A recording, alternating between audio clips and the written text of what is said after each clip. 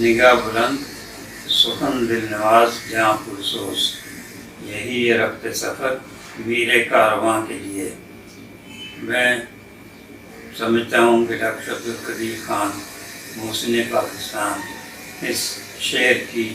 عملاً تفسیر تھے۔ ان سے اکثر ملاقاتیں رہیں، خلوت میں بھی، جلوت میں بھی، تقریبات میں بھی۔ تو ان کا جو ہم نے ماہنامہ اطراف کا ایک خصوصی نمبر شائع کیا تھا، محسن پاکستان نمبر، اس کے لیے ان کے انٹرویو کے لیے محمد علی سوسائٹی میں جو ان کی رہائش گاہ ہے، اور یہ انٹرویو عبدالحسیب خان صاحب کے توسط سے ہوا تھا۔ تو وہاں جو مرکزی بات ہوئی تھی کہ ہم نے ان سے دریافت کیا تھا کہ ڈاکٹر صاحب آپ نے پاکستان کو باہر سے محفوظ کر لیا ایٹمی قوت بنا کر، اب اس کو اندر سے بھی محفوظ کرنا ضروری ہے، اندر سے بہت زیادہ اس میں کمزوری ہے۔ تو اس کا انہوں نے بڑے مسکراتے ہوئے کہا تھا کہ یہی کام میں اس وقت کر رہا ہوں، اور اس کے لیے ضروری ہے کہ ملک میں تعلیم زیادہ سے زیادہ ہو اور صحت عامہ کی ضمانت ہو۔ اس کے لیے انہوں نے بتایا تھا کہ جو ادارے ملک میں انہوں نے قائم کیے ہیں اپنے مخیر حضرات کے تعاون سے، ان میں یونیورسٹیاں ہیں، کالج ہیں، ہسپتال ہیں، اور خاص طور پر سائنسی تحقیقی ادارے ہیں۔ کراچی یونیورسٹی میں بھی میرے خیال 2-3 مرکزی تحقیقی ادارے ہیں، سردار یاسین ملک صاحب کے تعاون سے، لاہور میں، اسلام آباد میں، اور اب ڈاکٹر عبدالقدیر خان اپنی عمر کے آخری حصے میں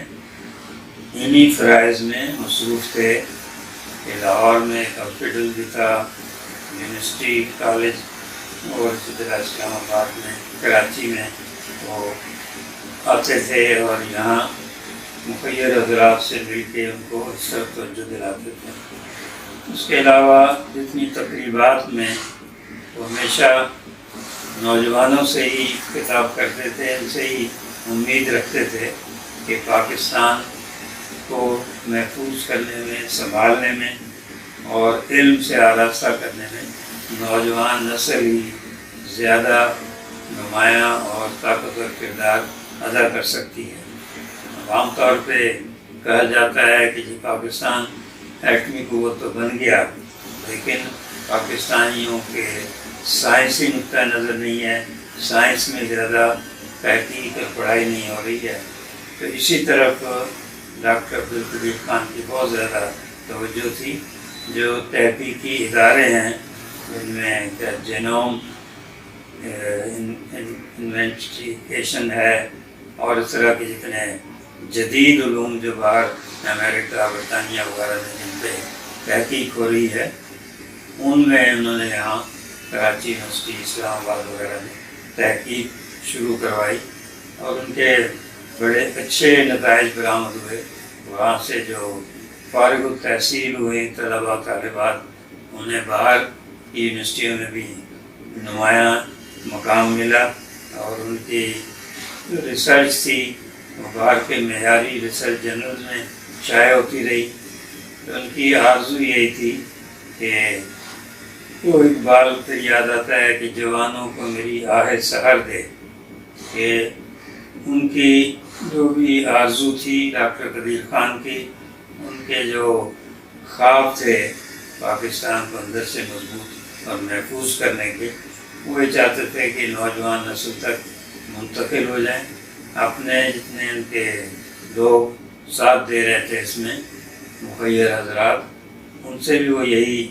امید کرتے تھے، درخواست کرتے تھے کہ آپ نوجوانوں میں سرمایہ کاری کریں، انویسٹ فار ٹمارو۔ تو ہمیں اس وقت جو بہت ہی صدمہ بھی ہے، افسوس بھی ہے کہ اتنی بڑی شخصیت ہمارے درمیان سے اٹھ گئی، جس کے بہت ہی اچھے عزائم تھے جو ہمیں زیادہ تر ادھر اپنے قائدین میں نظر نہیں آتے۔ انہوں نے عملاً اس کو کر کے دکھایا. اب یہ سارے ادارے بہت کامیابی سے اس وقت چل رہے ہیں، اور ان کو انہی کے ڈاکٹر صاحب کے دوست احباب اپنے دامے درمے قدمے سخنے مدد کر کے ان کو آگے چلا رہے ہیں. تو ہمارے نوجوانوں کو بھی بہت قلق ہوا ہے اس سے، ان کے